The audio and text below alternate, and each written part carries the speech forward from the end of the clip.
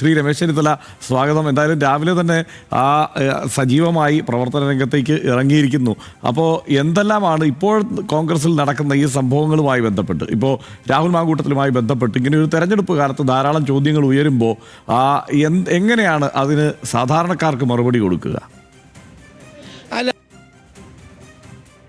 കോൺഗ്രസിനെ സംബന്ധിച്ചിടത്തോളം ഒരു പ്രതിസന്ധിയില്ല. UDF വർദ്ധിച്ച ആവേശത്തോടെയാണ് കേരളത്തിൽ പ്രവർത്തിക്കുന്നത്. 10 വർഷത്തെ ഇടതുപക്ഷ മുന്നണിയുടെ ദുർഭരണമാണ് ഇവിടെ ചർച്ച ചെയ്യുന്നത്. ആളുകൾക്ക് കുടിവെള്ളം കിട്ടാത്ത, റോഡില്ലാത്ത, അതോടൊപ്പം വിലക്കയറ്റം, തൊഴിലില്ലായ്മ തുടങ്ങിയ പ്രശ്നങ്ങളാണ് ജനങ്ങൾ ചർച്ച ചെയ്യുന്നത്. പഞ്ചായത്തുകളെ ഞെരുക്കിക്കൊല്ലുന്ന ഈ ഗവൺമെൻറ് നടപടിയാണ് ജനങ്ങൾ ചർച്ച ചെയ്യുന്നത്.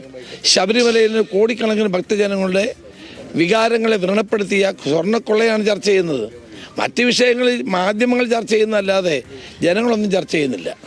റൈറ്റ്. ഇപ്പോൾ സ്വാഭാവികമായും 2010 തദ്ദേശ ഭരണ സ്ഥാപനങ്ങളിലേക്ക് നടന്ന തെരഞ്ഞെടുപ്പിലെ വലിയ വിജയം കോൺഗ്രസിനും UDFനും ഒക്കെ നേടാൻ കഴിഞ്ഞിരുന്നു. അതിന് തൊട്ടു പിന്നാലെ നടന്ന തെരഞ്ഞെടുപ്പിൽ കോൺഗ്രസും UDFും വിജയിക്കുകയും ചെയ്തു. എന്നാൽ 2006 2021 ഒക്കെ സാഹചര്യം വ്യത്യസ്തമാണ് താനും. ഇത്തവണ 2010 ആവർത്തിക്കും എന്നാണോ? ഞാൻ KPCC പ്രസിഡന്റ് ആയിരിക്കുമ്പോഴാണ് 2010 വൻപിച്ച വിജയം ഉണ്ടായത്. ഇപ്പോൾ അതിനേക്കാൾ വലിയ വിജയം ഉണ്ടാകുമെന്നുള്ള ശുഭപ്രതീക്ഷയാണ് ഞങ്ങൾക്കുള്ളത്. കഴിഞ്ഞ നമ്മുടെ കോവിഡിൻ്റെ സാഹചര്യമായിരുന്നു. ആളുകൾക്ക് വെളിയിലിറങ്ങാൻ കഴിയില്ലായിരുന്നു. അത്തരം ഗവൺമെൻറ് സംരക്ഷകരായി ഇന്ത്യയിലൊട്ടാകെ പ്രവർത്തിച്ചപ്പോൾ, ലോകത്തൊട്ടാകെ പ്രവർത്തിച്ചപ്പോൾ ഞങ്ങൾക്ക് ചില പ്രയാസങ്ങളുണ്ടായി. ഇത്തവണ അതൊന്നുമില്ല.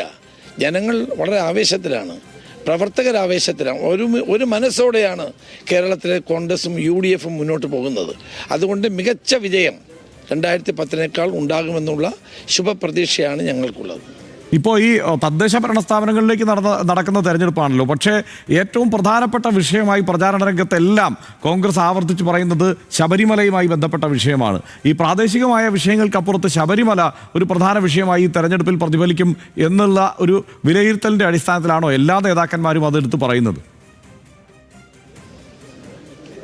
അല്ല, സ്വർണ്ണക്കൊള്ള എന്ന് പറയുന്നത് ചെറിയ കാര്യമാണോ? 2 വലിയ CPM നേതാക്കന്മാർ ജയിലിൽ കിടക്കുക, കയ്യാമം വെച്ച് ജയിലിൽ കൊണ്ടുപോവാ. അവിടെ ഞാൻ ജയിലിൽ ഉണ്ടയില്ല കേട്ടോ. ഞാൻ ആഭ്യന്തരമന്ത്രി ആയിരുന്നപ്പോൾ ഉണ്ട മാറ്റിയതാണ്, എല്ലാവർക്കും ഭക്ഷണം കൊടുക്കാനായിട്ട്. സോറി, അത് പറഞ്ഞപ്പോൾ ഉണ്ടെന്ന് പറഞ്ഞാൽ. ഇപ്പം ഞാൻ ആഭ്യന്തരമന്ത്രി ആയപ്പോൾ ഉണ്ട മാറ്റി, എല്ലാവർക്കും ഭക്ഷണമാണ് അവിടെ ഉള്ളത്. അപ്പോൾ ഏതായാലും ഈ 2 നേതാക്കന്മാർ, സീനിയർ നേതാക്കന്മാർ ജയിലിൽ പോയിട്ടും CPM നടപടി എന്തുകൊണ്ടാണ് എടുക്കാത്തതിൻ്റെ കാരണം അവർ വാ തുറന്നാൽ വലിയ ബുദ്ധിമുട്ട് CPM ഉണ്ടാകും എന്നുള്ളത് കൊണ്ടാണ്. മന്ത്രിമാർ ആണ് ഇനി അടുത്തതായിട്ടുള്ളത്. അവരും ജയിലിൽ പോകുന്ന സാഹചര്യമാണ് നിലവിലുള്ളത്. അല്ല, ഇപ്പോൾ ഈ ഒറ്റ കാര്യം കൂടിയുണ്ട് ശ്രീ രമേശ് ചെന്നിത്തല, അത് മാത്രം ചോദിച്ചോട്ടെ, കാരണം രാവിലെ അത് ചോദിക്കണം. കാരണം ഇപ്പോൾ രാഹുൽ മാങ്കൂട്ടത്തിൻ്റെ അറസ്റ്റിലേക്കൊക്കെ കാര്യങ്ങൾ ചിലപ്പോൾ കടന്നേക്കും എന്ന മട്ടിലുള്ള ചർച്ചകൾ ഒരു ഭാഗത്ത് നടക്കുന്നു. ഒരു തരത്തിലും രാഹുൽ മാങ്കൂട്ടത്തിൽ ഒരു തെരഞ്ഞെടുപ്പ് വിഷയമാകില്ല എന്നാണോ? മറുപുറത്ത് LDFും BJPയും അത് ആവർത്തിച്ച് പ്രധാന വിഷയമായി അവതരിപ്പിക്കാൻ ഇപ്പോൾ ശ്രമിക്കുന്നുണ്ട്. Law will take it's on course. അതൊന്നും ഒരു തെരഞ്ഞെടുപ്പ് വിജയമല്ല, അതൊരു വ്യക്തിയുമായി ബന്ധപ്പെട്ട കാര്യമാണ്. അതിവിടെ എന്ത് രാഷ്ട്രീയ പ്രാധാന്യം? ഓക്കെ, വളരെ നന്ദി ശ്രീ രമേശ് ചെന്നിത്തല. രാവിലെ തന്നെ അദ്ദേഹം തെരഞ്ഞെടുപ്പ് പ്രചാരണ രംഗത്താണ്. ആ ഘട്ടത്തിൽ ഈ ചോദ്യങ്ങൾക്ക് അദ്ദേഹം ഉത്തരം നൽകുകയും ചെയ്തിരിക്കുന്നു.